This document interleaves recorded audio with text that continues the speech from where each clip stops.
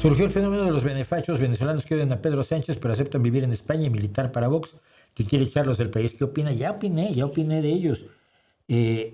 Son miles y miles de venezolanos a los que España, bajo el gobierno de Pedro Sánchez, les ha salvado la vida. No solo eso, el gobierno de Pedro Sánchez reconoció a Guaidó. Le salvó la vida a Edmundo mandando un avión para sacarlo de Venezuela después de las otras elecciones.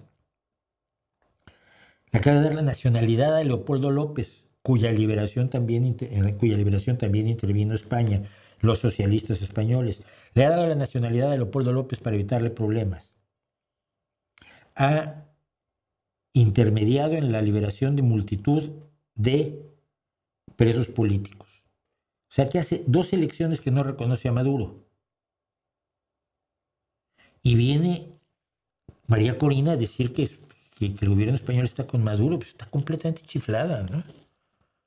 Oh, yo estuve de acuerdo que le dieran el premio Nobel porque luchaba por la democracia, pero está totalmente zumbada.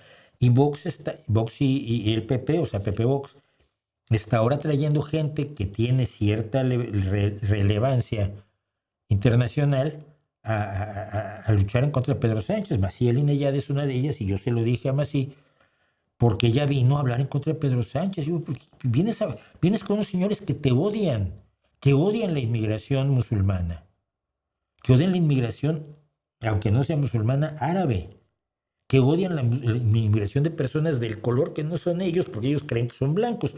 Luego los ves y dices, Pero bueno.